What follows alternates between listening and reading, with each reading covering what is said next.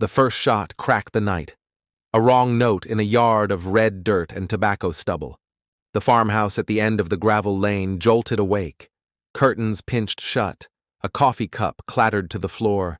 Children pressed under quilts and learned the new rule of breathing without sound. It was Sunday, August 21st, 1955, outside the community of Kelly, near Hopkinsville, Kentucky.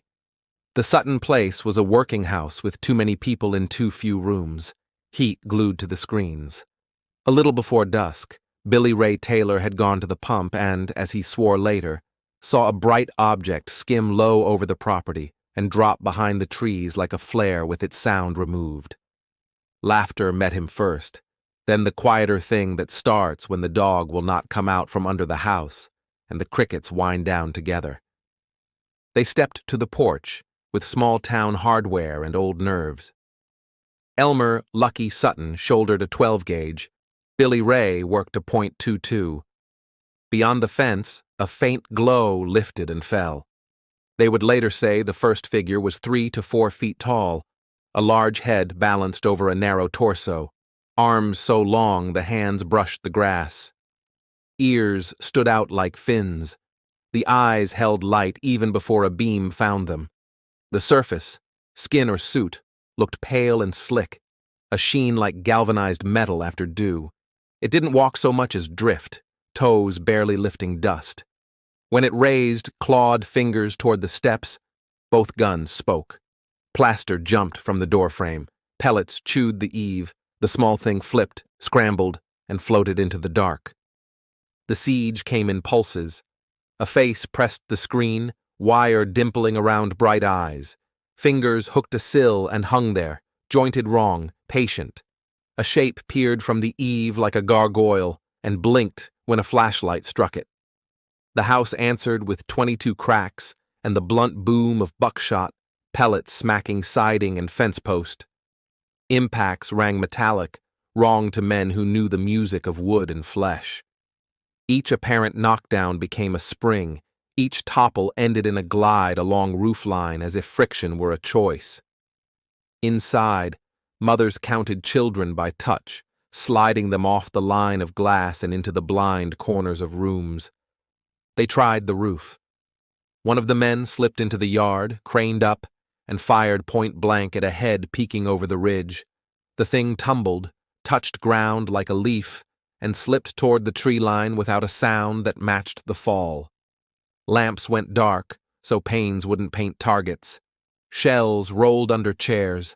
A coffee tin of cartridges kept time. The next 5 minutes never arrived clean. Stillness, then peering eyes, then shots, smoke in the kitchen, and the hot metal smell that clings to a room after you reload too often.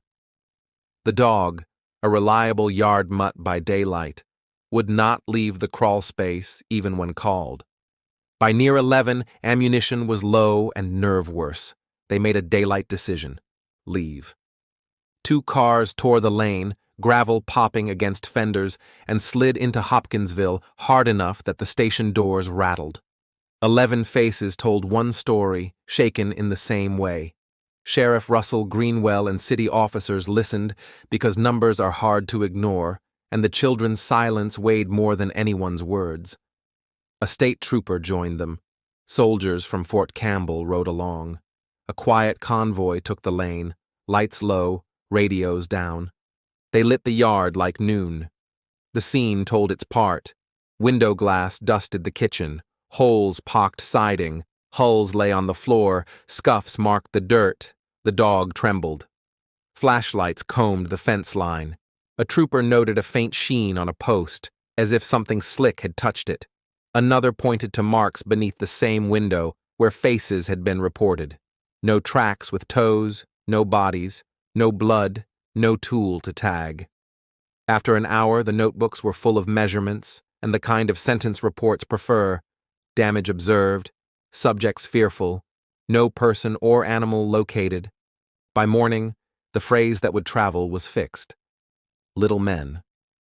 11 witnesses are hard to dismiss in a county that values a straight face and an early Monday. The dateline flickered between Hopkinsville and Kelly, and soon the story belonged to both. Reporters quoted the sheriff who said the people were frightened, not drunk. They counted holes, photographed screens, and left with a tale that would never quite sit still in print.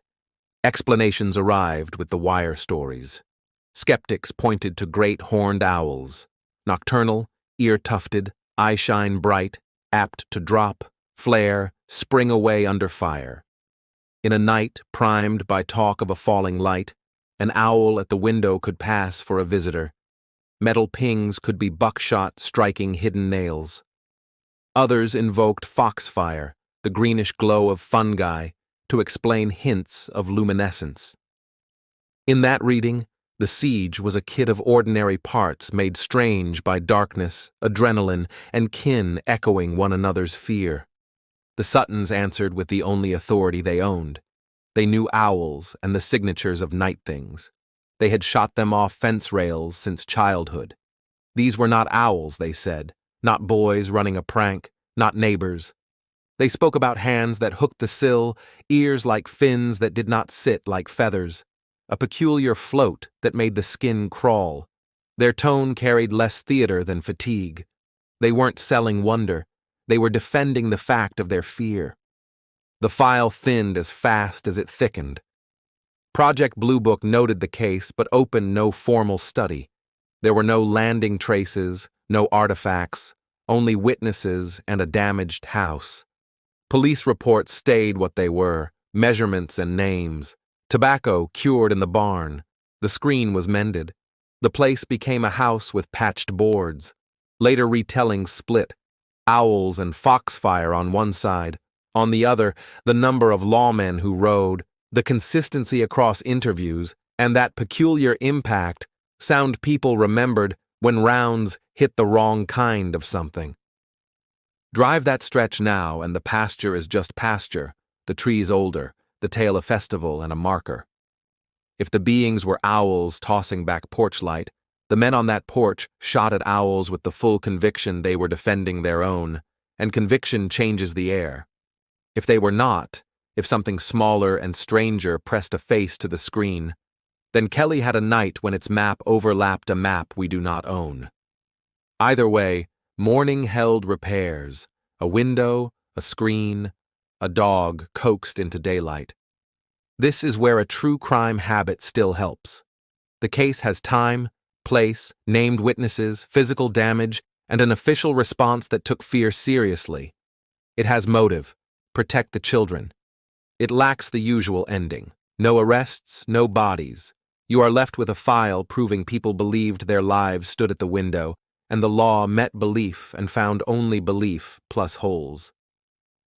By late summer, the county bent back to chores and school lists. The banner headlines cooled. The house that had been a headline went quiet at dark. Owls, if they were the villains, kept their counsel. If they were not, whatever came didn't file a second visit under that name. The story endured because the ordinary can, on a single night, refused to explain itself. What began as a bright object behind trees ended as glass in a dustpan and shells gathered from corners. The dog regained the yard by noon. The Sutton name stayed yoked to a spot on the map. The rest is argument. Owls and Foxfire, visitors and fear. But the record keeps its bones. A humid Sunday, a farmhouse under pressure, 11 witnesses telling one story long enough that officers filled out forms by flashlight. That part you can lay a hand on.